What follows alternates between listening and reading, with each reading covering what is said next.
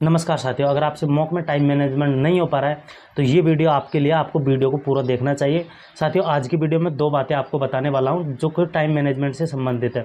अगर आप दोनों बातों पर 15 दिन भी अच्छे तरीके से काम कर लेते हैं तो ये मैं गारंटी देता हूँ इस बात की कि आप टाइम पर अपना जो पेपर है वो पूरा करने लग जाएंगे और अपना टाइम मैनेजमेंट काफ़ी अच्छे तरीके से करने लग जाएंगे। तो उम्मीद करता हूँ साथियों आपको वीडियो का एंड तक जरूर देखना चाहिए। अगर आप हमारे चैनल पर नए तो चैनल को सब्सक्राइब करना ना भूलें। चलते करते वीडियो को स्टार्ट। हेलो गाइज, मेरा नाम है योगेश प्रजापति और आपका हमारे study channel railway study with Yogesh में स्वागत है। साथियों, आज की वीडियो हमारी टाइम मैनेजमेंट से संबंधित होने वाली है। तो साथियों, हम पहले टॉपिक पर बात कर लेते हैं कि आपको एक तो अगर आपको टाइम मैनेजमेंट करना है तो आपको भी पता है इस बात का, ऑफिशियली बात है, साइंस और जीके में टाइम बहुत कम समय में दोनों सब्जेक्टों को कवर किया जा सकता है। बट मैथ और रीजनिंग में ही जितना समय लगता है मैथ और रीजनिंग में लगता है। मैथ और रीजनिंग का पेपर टाइम पर ख़त्म नहीं हो पाता है। तो साथियों, अगर आप मैथ और रीजनिंग को काफ़ी कम समय में ख़त्म करना चाहते हैं तो पहले आपको स्क्वायर, पहाड़े और क्यूब तीनों चीज़ आपको काफ़ी अच्छे तरीके से याद करनी पड़ेगी। स्क्वायर कम से कम आपको 50 तक आपको स्क्वायर याद करने पड़ेंगे। पहाड़े आपको कम से कम 30 से 40 तक आपको पहाड़े याद करने पड़ेंगे। क्यूब आपको कम से कम 20 तक आपको क्यूब याद करने पड़ेंगे।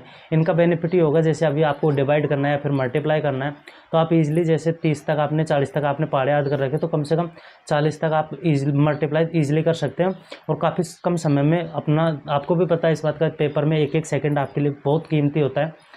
तो इस वजह से मल्टीप्लाई, स्क्वायर, आप क्यूब, इन सबों को अगर आप उंगलियों के टिप्स पर रखते हैं तो काफ़ी कम समय में आप अपना पेपर को कर पाते हैं। तो सेकंड बात पर चलते हैं कि मैथ में अगर आप कोई क्वेश्चन सॉल्व कर रहे हैं तो आप बेसिक मेथड का प्रयोग ना करें।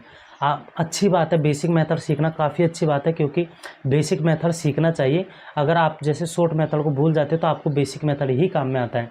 बेसिक मेथड सीखना चाहिए, बट आपको सवाल हल शॉर्ट मेथड से करने चाहिए। अगर आप जैसे किसी क्वेश्चन में 5 से 6 मिनट लगा रहे हैं तो आपने जैसे मॉक दिया, उसके बाद में आप उसका एनालिसिस कीजिए, देख लीजिए उसमें 5 मिनट लगे, 6 मिनट लगे, कितने मिनट लगे। उसके बाद में आप उस क्वेश्चन का शॉर्ट मेथड ढूंढने की कोशिश कीजिए। आपको कहीं से भी शॉर्ट मेथड मिल जाएगा। डाउट ग्रुप में अगर आप डालते हैं तो स्टूडेंट भी आपको शॉर्ट मेथड बता देंगे, या फिर आप उस टाइप का सवाल देखकर उसका शॉर्ट मेथड को लिखने की कोशिश कीजिए। क्योंकि आपको भी पता है शॉर्ट मेथड पर आप जैसे 5 से 10 बार आप काम करेंगे तो उसके बाद में शॉर्ट मेथड आपको याद हो जाएगा और आप उस क्वेश्चन को ईजिली और कम समय में कर पाएंगे। तो इस वजह से शॉर्ट मेथड भी आपके लिए वेरी इंपॉर्टेंट होता है। आप अगर टाइम को मैनेजमेंट करना चाहते हो तो आपको साथियों एक तो पहाड़े, स्क्वायर, क्यूब, तीनों चीज़ तो ये, और एक आपको शॉर्ट मेथड, आपको चारों चीज़ पर काफ़ी अच्छे तरीके से प्रैक्टिस करनी चाहिए। उसके बाद में ही आपका टाइम मैनेजमेंट हो पाएगा। क्योंकि आप जितने कम समय में अगर आप मैथ रीजनिंग को करते हैं तो ये ऑफिशियली बात है, आपके पास पेपर में टाइम बचेगा। तो उम्मीद है साथियों आपको ये वीडियो पसंद आया होगा और मैंने जो बताया है आप अगर इनको इस तरीके को 15 दिन भी अगर आप फॉलो कर लेते हैं तो मैं गारंटी देता हूँ आपसे आपका पेपर जो टाइम पर ख़त्म होने लग जाएगा और काफ़ी अच्छे तरीके से आप अपने पेपर में स्कोर कर पाएंगे। तो साथियों, अगर आप ऐसी इन्फॉर्मेशन अगर आप चाहते हैं तो हमारे चैनल के साथ जुड़े रहिए। अगर आप रेलवे की पर्सनल तैयारी कर रहे हैं तो आप ज़रूर हमारे चैनल को सब्सक्राइब जरूर करें। वीडियो पसंद आए तो लाइक कीजिए। मिलते हैं नेक्स्ट वीडियो में किसी न किसी टॉपिक पर। इतने के लिए बाय बाय, टेक केयर, जय हिंद।